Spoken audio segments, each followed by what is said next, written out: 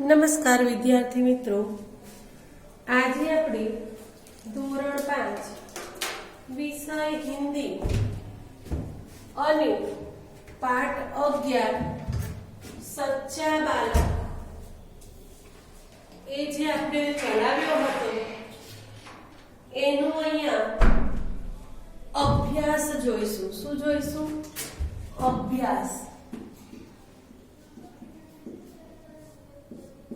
બાળ મિત્રો, આપણે બધાએ સચ્ચા બાલક પાઠ જોયું, બરાબર? એક નીડર બાળક પોતાની માતાનું કહ્યું માને છે અને હંમેશા સાચું બોલે છે, બરાબર? વિપરીત ખરાબ પરિસ્થિતિમાં પણ એ માનું જ કહ્યું સાંભળે છે અને સાચું બોલે છે. તો એના પરથી ડાકુઓને શીખ મળે છે કે આટલો નાનો બાળક જો પોતાની માનું કંઈ કરી શકતો હોય તો આપણે ભગવાનના બતાવેલા રસ્તા, સારા રસ્તા પર ચાલતા નથી. તો આ બાળકની કમ્પેરમાં આપણે કેટલા ખરાબ છીએ. તો એમનું હૃદય પરિવર્તન થાય છે અને તેઓ લૂંટમાર કરવાનું છોડી દે છે અને પ્રતિજ્ઞા લે છે કે ફરી ક્યારેય આવું કામ કરશે નહીં, બરાબર? તો અહીંયા એનો અભ્યાસ જેમાં પ્રશ્ન 1 છે, प्रश्न के उत्तर एवं ऐसा क्यों कहा, बराबर? प्रश्न 1 है, सरदार के पूछने पर लड़के ने कहा मेरे पास 40 असरफिया है. लड़के ने ऐसा क्यों कहा? तो दरेक विद्यार्थी मित्रों पहला सूचना लखवानी, પછી પ્રશ્ન લખવાનો. જો તમારે અત્યારે રફ નોટમાં લખવું હોય તો ડાયરેક્ટ જવાબ લખો, નહીં તો ફેર નોટમાં લખતા હોય તો પ્રશ્ન અને સૂચના માટે એક એક લીટી છોડી દો અને પછી જવાબ લખવાની શરૂઆત કરો. જવાબ 1, लड़के से उसकी माँ ने कहा था, लड़के से उसकी माँ ने कहा था, ડેશ કરીને ઇન્વર્ટેડ કોમામાં બેટા અલ્પવિરામ सदैव सच बोलना, सदैव सच बोलना अल्पविराम झूठ बोलना पाप है, झूठ बोलना पाप है. पूर्ण विराम અને ઇન્વર્ટેડ કેમા એટલે કે અવતરણ ચિહ્ન પૂર્ણ કરો. लड़के ने उसकी माँ की सीख, लड़के ने उसकी माँ की सीख मान ली थी, मान ली थी. वह अपनी माँ के साथ, वह अपनी माँ के साथ गद्दारी करना नहीं चाहता था, गद्दारी करना नहीं चाहता था. इसलिए सरदार के पूछने पर, इसलिए सरदार के पूछने पर लड़के ने साफ साफ बता दिया, लड़के ने साफ साफ बता दिया डैश કરીને ઇન્વર્ટેડ કોમામાં मेरे पास 40 असरफिया है, असरफिया है. પૂર્ણ વિરામ અને ઇન્વર્ટેડ કોમા એટલે અવતરણ ચિહ્ન પૂર્ણ કરો. પછી છે પ્રશ્ન 2, सरदार ने डाकुओं से कहा लूटा हुआ सामान वापस कर दो, ऐसा क्यों कहा? तो जवाब लखो, प्रश्ननी जग्या छोड़ी दो ने પછી જવાબ લખો.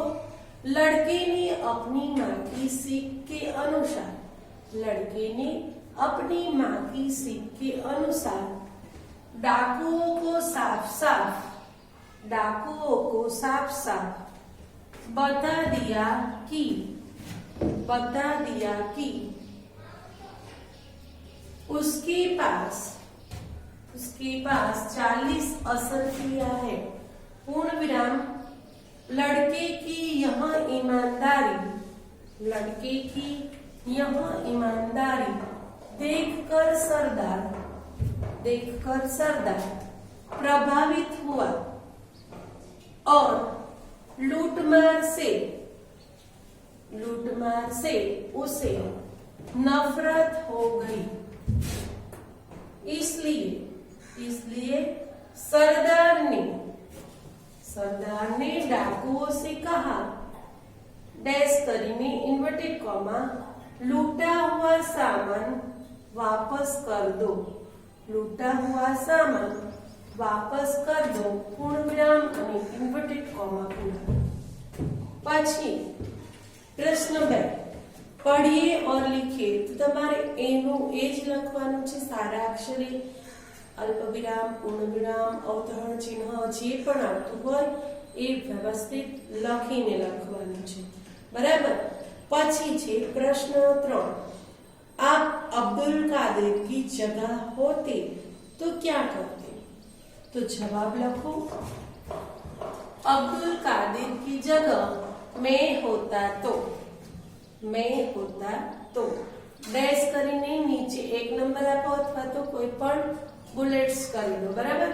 कादिर की तरफ मैं भी सच बोलकर, मैं भी सच बोलकर असरफिया डाकुओं को दे देता, असरफिया डाकुओं को दे देता, पूर्ण विराम फरी डैश करीने डाकुओं से कहता, डाकुओं से कहता कि मैं इतना छोटा होते हुए, मैं इतना छोटा होते हुए भी सच बोलता हूँ, सच बोलता हूँ, और एक आप है कि, और एक आप है कि भगवान के बताए हुए, भगवान के बताए हुए नेक रास्ते पर नहीं चलते, नेक रास्ते पर नहीं चलते, और इस प्रकार बेईमानी की कमाई खाते हैं, बेईमानी की कमाई खाते हैं, पूर्ण विराम। पछीनो प्रश्न 4, प्रश्न 4 जो आप अब्दुल पढ़िए और लिखिए। तो एमा पण एना एक शब्द अहींया विरुद्धार्थी शब्द आपेला छे, मां तो बाप, बड़ा तो छोटा, सच तो झूठ, नेक तो बेईमान, प्रसिद्ध तो अप्रसिद्ध, आज तो कल, पास तो दूर। तो आ બધા શબ્દ તમારે સારા અક્ષરે જેવી રીતે લખેલા છે એવી જ રીતે નોટમાં લખવાના છે। પછી પ્રશ્ન 5, सच्चा बालक कहानी का कथन एवं लेखन कीजिए। એટલે આપણા પાઠની જે કહાની છે એ તમારે થોડી ટૂંકી કરીને 4-5 પેરેગ્રાફ પાડીને લખવાનું છે, બરાબર। તો એ કહાની તમારે પાઠના આધારે જાતે લખવાની છે। પછીનો પ્રશ્ન 6, सच्चा बालक कहानी पढ़कर प्रश्नों के उत्तर दीजिए। अहिया एक दैनिक पत्र, हिंदी दैनिक पत्र अमदावाद रविवार 28 अगस्त 2011 એટલે કે 2000 અમદાવાદમાં રવિવારના દિવસે 28 ઓગસ્ટ 2011 દિવસનું આ વર્તમાનપત્ર એટલે પેપર કે છાપું, બરાબર। એ દિવસે જે ખબર આવેલી છે કે વડોદરા में पहली बार गणेश जी की मिट्टी की प्रतिमा स्थापित, વડોદરામાં પહેલી વાર એટલે પહેલી જ વાર ગણપતિ નથી સ્થાપિત થયા, પણ એ અલગ પ્રકારના છે એટલે આ હેડિંગ છે, વડોદરા में पहली बार गणेश जी की मिट्टी की प्रतिमा की स्थापित એટલે કે સ્થાપના। કેમ કે આ જે મૂર્તિ છે એ ખૂબ મોટી છે, કેવી 22 ફૂટ ઊંચી અને 800 કિલો વજનની છે, બરાબર। જે વડોદરામાં પહેલી વાર આવી મોટી મૂર્તિ સ્થાપિત થઈ છે। તો એના પ્રશ્નોના જવાબ આપણે લખવાના છે। પ્રશ્ન અંદર આપેલા છે અને આપણે જવાબ લખવાના છે। તો બાળ મિત્રો ધ્યાનથી અહીંયા જુઓ। हाँ, पांचवा प्रश्न जुओ, अखबार में छपा हुआ समाचार कब प्रसिद्ध हुआ? तो जवाब लिखो, अखबार में छपे हुए समाचार 28 अगस्त 2011 के दिन प्रसिद्ध हुए। अखबार में छपे हुए समाचार 28 अगस्त 2011 में प्रसिद्ध हुए। પછી પ્રશ્ન 2, સમાચાર की हेडलाइन पढ़िए। तो એનું જ વાક્ય તમારે લખવાનું છે, समाचार की हेडलाइन पढ़िए। बराबर। प्रश्न 3, समाचार किसके बारे में है? तो जवाब लिखो, समाचार वडोदरा में गणेश उत्सव के लिए, समाचार वडोदरा में गणेश उत्सव के लिए तैयार होने वाली गणेश जी की 22 फुट ऊंची और 800 किलो वजन की અને 800 किलो वजननी मिट्टी की प्रतिमा के बारे में है। माटीनी હોય તો ઓગળી જાય, એના માટે માટીની બનાવવી જરૂરી છે। બરાબર। એટલે मिट्टी की प्रतिमा के बारे में है। પછીનો પ્રશ્ન 4, प्रश्न 4 શું છે? समाचार पत्र के संदर्भ में कोई 4 प्रश्न बनाकर उत्तर लिखिए। बराबर। તમારે આના આધારે આજે વર્તમાન પત્રના સમાચાર છે એના આધારે 4 પ્રશ્નો બનાવવાના છે અને એના જવાબ આપવાના છે। તો એ અહીંયા મેં લખ્યા છે એ પ્રમાણે। पहला प्रश्न છે અ કરીને લખો, ये किस शहर की समाचार है? यह किस शहर की समाचार है? तो जवाब लिखो, ये वडोदरा शहर के समाचार है। ये वडोदरा। આમાં પ્રશ્ન તમારે જોડે લખજો કેમ કે અંદર નથી આપેલા, બનાવવાના છે। બરાબર। ये वडोदरा शहर के समाचार है।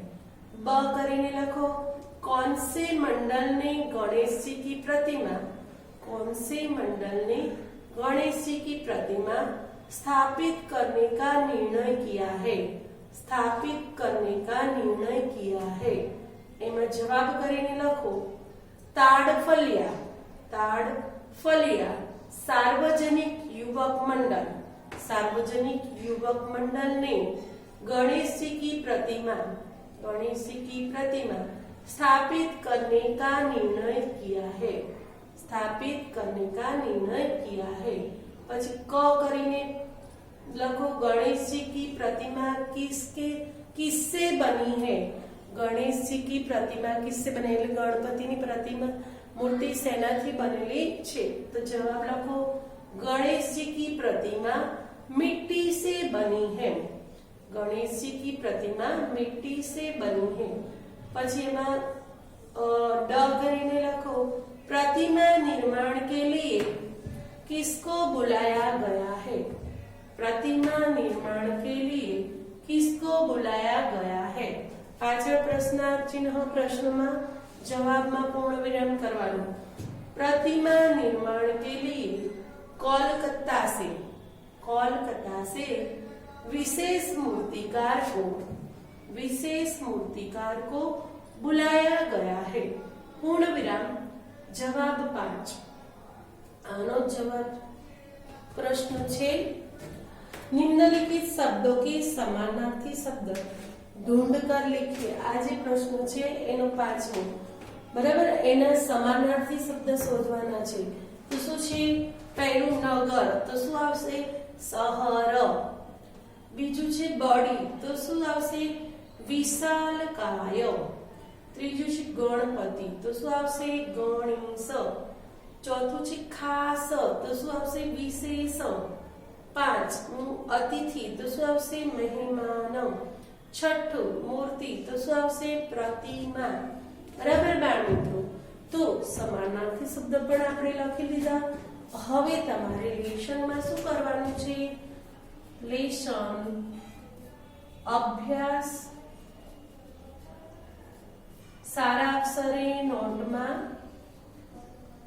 लखवो અને પછી વોટ્સઅપ કરવું। બરાબર બાળ મિત્રો, આ બધું ગૃહ કાર્ય કરવું જરૂરી છે કેમ કે થોડા સમયમાં સ્કૂલો શરૂઆત થવાની છે। તો આ બધું તમારું કમ્પ્લીટ હશે તો આપણે આગળનો કોર્સ કરાવી શકીશું, જેથી કરીને પરીક્ષાના સમયમાં આપણે પૂર્ણ કરી શકીએ। તો આવજો બાળ મિત્રો।